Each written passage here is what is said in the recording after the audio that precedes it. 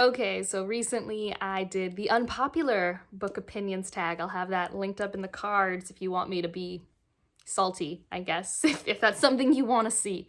But this one, my friend Abby did the reverse of it, essentially, made a popular book opinions tag. So I'll have both the unpopular opinions original tag and her tag down below since one was inspired by the other. I don't know. All the links in the description, per usual. And she tagged me in her original tag, and I thought this is great. Positivity. I now get to gush about all the things that I really love. So let's get into it. 1. A popular book or series that you love. And as if I'm going to choose just one. Well, let's start with the entire Cosmere. I don't know if you can tell, but I own like all the leather bounds of the Cosmere, and I do own most of the other ones, like over here. I don't know if you can see them, but I got Mistborn, Warbreaker, and I've got Era 2. I love the Cosmere. It's an extremely popular opinion to love the Cosmere.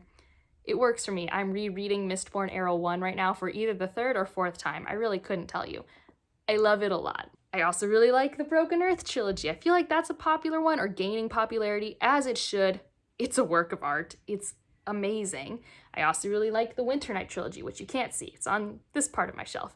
But I just did a review for that of should you read the Winternight trilogy, which, short answer, yes. But I love that one. And then another one I really, really love is His Dark Materials. These are my old beat up paperbacks. Actually, this one I haven't read from. I just bought it because it matched the other two. But these are very shiny and very beat up because these are my copies that I've read my whole life of His Dark Materials, minus this one. And I really, really love that series. And I don't actually know how popular it is or not, but I feel like it's a staple of a lot of people's like childhood, and it's definitely the one that has held up the strongest for me. Number 2, an underhyped book or series that you love and wish was more popular. Well, I really, really love Machinery's Vampire Starts with 9 Fox Gambit. I have a should you read for the series. I do have a world building video for this one. I mean, I think it's gaining traction, but it's a sci-fi series that I feel like is intimidating and not a lot of people know about, but it's amazing. And I also love the Inheritance trilogy by N.K. Jemisin. This is the first book, The 100,000 Kingdoms. Really love that. I also love her Dreamblood duology, but if I had to pick one right now I'd want people to pick up, I think it'd be the Inheritance trilogy. It's really good. I actually do believe my friend Rachel from Reads with Rachel is doing a book club for the 100,000 Kingdoms, and it's either happened or will be happening, and regardless, I will link that down below if you wanted to see people discuss it. I think there'll be polarizing opinions, which is good. All opinions are great opinions. But those are definitely 2 series I really, really want people to pick up because I just love those authors, and those series bring me joy. Like when I finished both of those series, I felt like good and heavy. Like I'm like, what did I just consume? That was such a good experience. Like, oh my goodness. And they did that in very different ways. Like one left me in awe, and the other was just like, that was it. That's how you end it. That is how you end that series. So I do think more people should read them because they are really amazing. Number 3, a romance, love triangle, or OTP that you love. I feel like without going into spoilers, the one I will say is in His Dark Materials, which these are out of order. Yeah, His Dark Materials. This is the book that taught me love hurts. And I still love it for that. But yeah, it's His Dark Materials. I feel like I don't actually care that much about a lot of romances in my books, but that is for sure the one that like, it has stuck with me for a very, very long time. Number 4, your favorite genre plus a popular genre that you want to read more of. Well, my favorite genre is fantasy, and a popular genre that I'm always trying to read more of is science fiction. I love both of them. I'm a big SFF reader. I try to make sure I'm always still putting science fiction in my hands because it can be very distracting when you have a bunch of series to finish, and fantasy just lends itself to having more series. I don't know, something with publishing. I have no clue why. Like there are sci-fi series, but I just don't feel like there are as many. So I'm always trying to keep that at a balance, but I'm always reading more fantasy. But I love science fiction. I have a Meet the Sci-Fi Reader tag. I have a bunch of sci-fi recommendations from before I joined BookTube.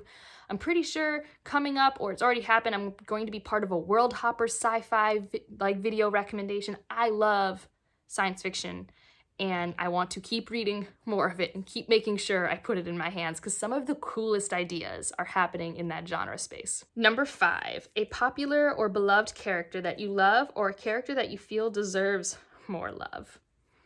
I didn't know what to do, so I just started writing down a bunch of characters I like, and obviously I just need to film a video of a bunch of my favorite characters. But just like a short list in no particular order, we've got Vin from Mistborn.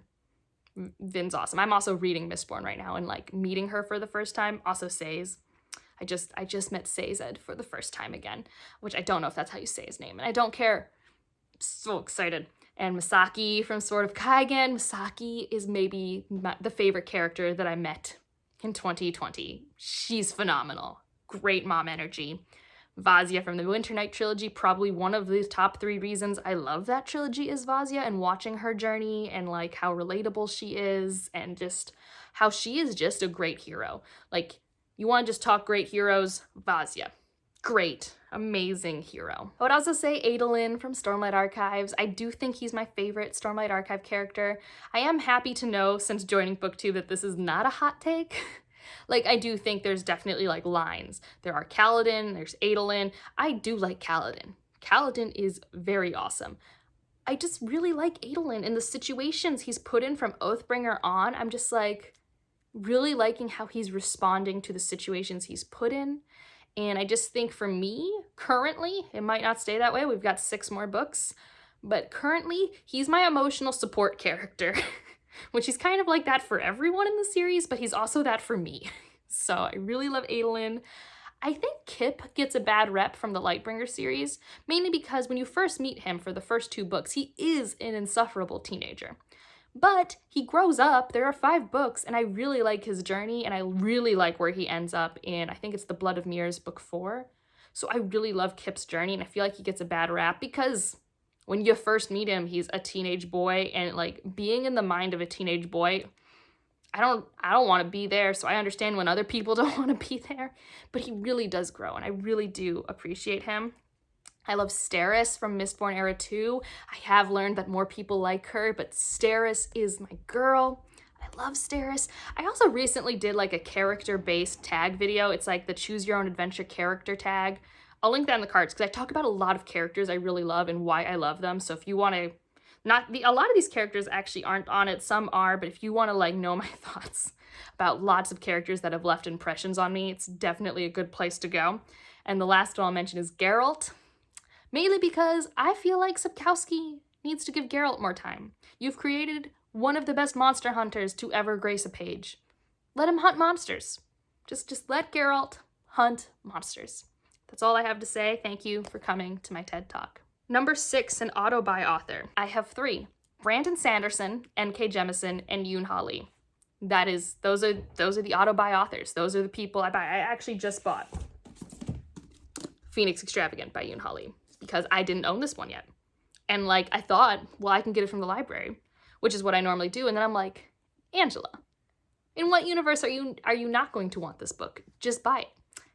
And so I did, and I'm going to read it next month. It's going to be great. Number 7, a popular book trope that you love reading about. Sentient inanimate objects, having mental communication between people, and animal companions. And if all of that can be combined, it's a perfect book. That's it. It's just perfect. But really, I do love all 3 of those things, and I do love when they are combined in various ways. It is some of my favorite stuff. I mean, it's partially why I love Foundry Side so much. It's partially why I love Machineries of Empire so much. Like, Warbreaker. There are so many books that I love that have one of those things. I just really like those tropes. Number 8, a popular series that you are excited to read. This one's The Faithful and the Fallen by John Gwynne, so it starts with Malice. I am really hyped to see what I think about this fantasy series. I just need to get a few other fantasy series like closed out. Like I need to finish The Witcher, and I need to have Live Ship Trader done, and then it's happening. I'm picking up Malice, and I can hear Leslie now typing furiously going, yes, it's going to happen, Leslie. I am going to pick it up. This isn't just me saying this for the past year, which really, if you've been here for a year on my channel, you know I've talked about wanting to read Malice for many at TBR. And I do want to. I'm really hyped. Like, so many of my friends talk about how great and emotional it is because of how you feel about all these characters. And that's like my thing. I love having emotions based off multi-point of view, character-based fantasy with huge highs and huge lows, with action. I'm excited. And that's all I know about it. I think there's other things. Like, I think there's an animal companion. We just talked, right? I love that. I love that. So I'm really, really hyped to pick this one up. Number 9, a popular book and film where you love the story in both formats. Well, I love Arrival by Ted Chiang, so that one has to be talked about. So Ted Chiang writes primarily sci-fi short stories. One of them is A Story of Your Life and Others. That short story became the movie Arrival. I partially think you should watch the movie first, if only because I think the framing of the story is more interesting for Arrival, although I love the short story too, especially as a physicist. Chef's kiss. But like, that's what I mean. They're a really good like complement to each other. I did bring this next one up actually in my unpopular opinions tag, but the first season of The Witcher is actually a really good complement to the short story collections. I read the short story collections first, so the first 2 entries into the Witcher saga, The Last Wish and Sword of Destiny. You should read those before the show if you want to know things, and if you don't want to know things, the show will tell you. It's just, for me, I definitely felt more comfortable with the show, but I really liked the show because it gave us more than just Geralt's perspective, because the books are only Geralt for the first 2 story collections. So yeah, and then when I talked about in the unpopular opinions tag, I was predicting what could happen in the future. And the last one is his Dark Materials. I am loving this adaptation. I was not a big fan of the movie, mainly because the movie changed the ending of the first book in a dramatic way. Not to spoil anything, it's just that, like, that's not how it, that wasn't, I've gotten to a point where I'm okay with movies going their own way, artistic, direction, but this was like a pivotal moment that they were just like, nah, we're not gonna do that. And I'm just like, this series is only good because it has stakes. This is a series that has consequences. That's what makes it good. You remove that and it's just like, I mean, still a story with fighting polar bears, which is still good, but like, that's it. So the show though, I think the first season is a good complement to the first book. And then the second season is more in line with the second book. Although I will say, if you're trying to decide, do I read it or watch it first? The first season definitely has bits of the second book threaded in there. So if you want to be not spoiled at all before starting the show, read the first 2 books or just the whole thing. But for sure, that's what I would do. It's what I made Ryan do. And the second season, we get to explore a character dynamic that's introduced in the second book. And I was real tense. I was real like, we have to nail this. We have to land this or else it's over. I will hate this. And I am personally doing very well. Like, it's a very subjective thing. I'm sure there are people who are like, I don't like this. This wasn't like how I saw it. That's just how adaptions work. But for me, it's generally been a really good time. And it's like made me really excited to like explore the books again one day. But I also don't feel like I am missing a lot. I just think it's done really well. So that's this tag. I am going to tag a few people so that this tag can keep on going. I'm going to tag, and I am sorry if people I'm tagging have already been tagged. Things are happening so quickly, I can never know, but I'll tag Kayla from Crack Into a Good Book. She does these great weekly updates. You should definitely follow her. She reads like 4 to 7 books a week, so you will always find something on her channel that you like, especially if you like urban fantasy and are always looking to figure out which series are worth your time. She's great. I want to tag Annalisa Ellie because I think she'll really love the idea of the popular book opinions tag. I'm going to tag the Codex Cantina. I think that would be a fun one to have them go back and forth. I don't think I've seen them do a tag video in a while, and I know their lives have been crazy, but hopefully this would be like a good end of the filming night video for you guys. And then I also want to tag Books of Amber because I'm pretty sure she probably has done the unpopular opinions tag like a while ago because she's been on BookTube for a really long time. Also a great channel. Should check her out. She's a fellow space siren. So I'll tag those 4 people and anyone else who has seen this and feels like, yes, I want to gush about things to the internet.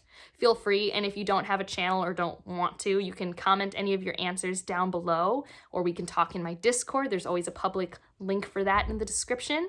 And otherwise, if you made it this far, put a sunshine in the description because it's popular opinions, it's happy optimism. I'm hoping spring's almost here. Let's go with some sun. And otherwise, like if you liked it, subscribe if you want to, and I'll see you in the next one. Bye.